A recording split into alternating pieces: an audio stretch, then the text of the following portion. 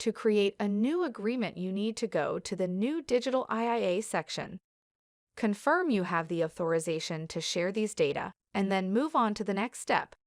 Here, you can see the name and the data of your institution. If the entire agreement is between two specific organizational units, you can pick yours here.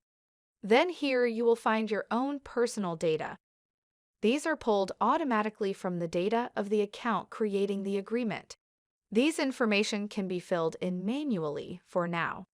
Here, you can choose your partner institution.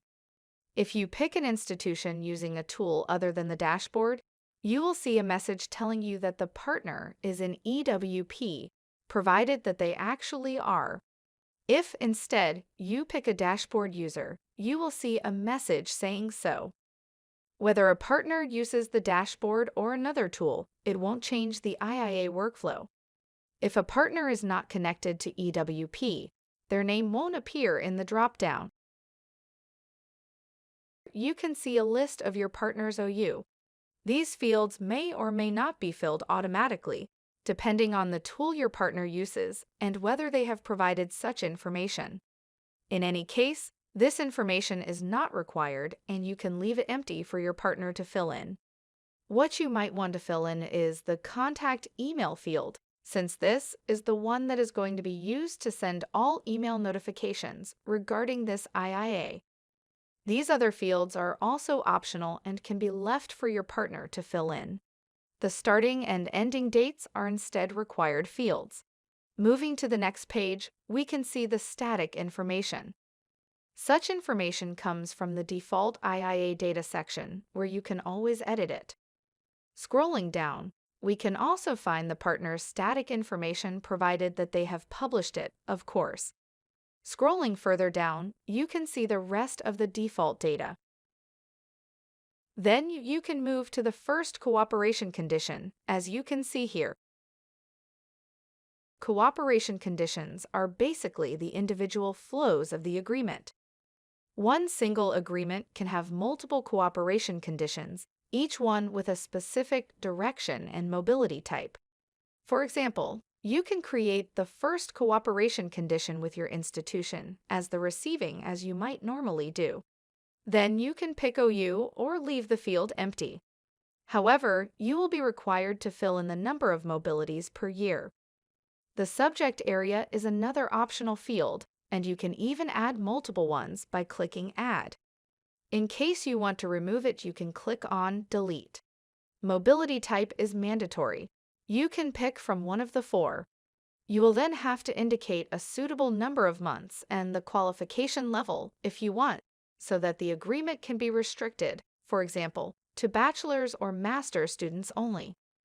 Additionally, you can allow incoming students to have a blended mobility option or languages requirements. These are not mandatory, but are a good idea to ensure students can make the most of their experience. Finally, you can add other information and comments here. At this point, you have the option of moving forward or adding a cooperation condition.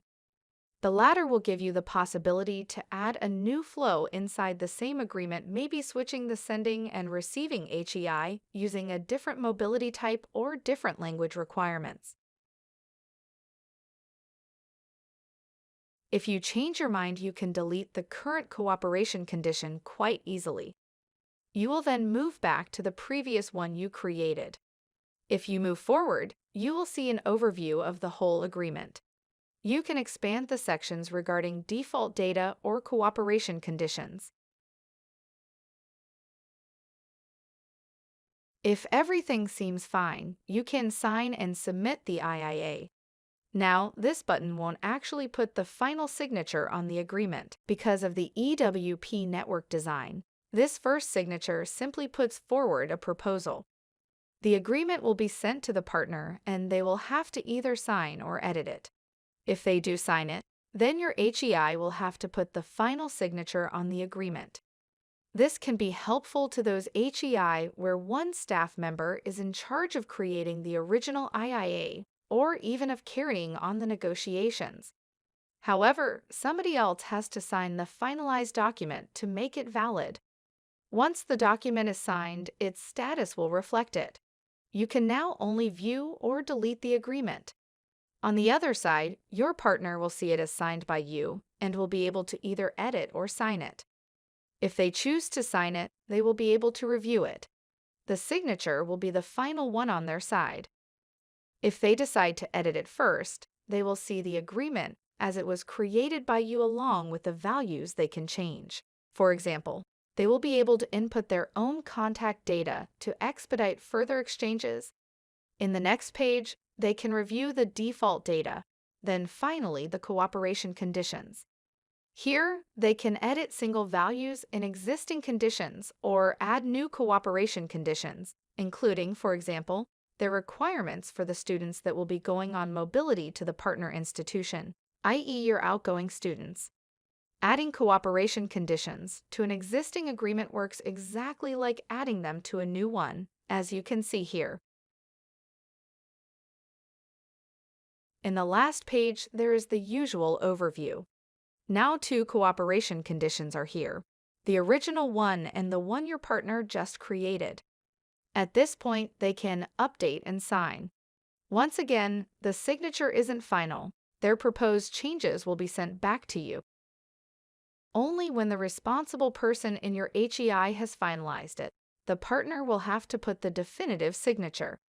This can be seen from the status, which is the same it was for you when you created the first proposal of the IIA. Going back to your point of view, the agreement is now changed and signed by partner. You can either edit it again or review it and sign the finalized version. If you or your manager do this, you will no longer be able to edit it unless your partner rejects it for some reason at this point. The status now reflects the fact that you approved the final version. The agreement goes back to the partner who will see it as approved by Creator. If they decide to sign without further changes, the agreement will be finalized and the status will show it to the both of you. The agreement is now valid and can be used as a basis for your students' mobilities and applications and your partners.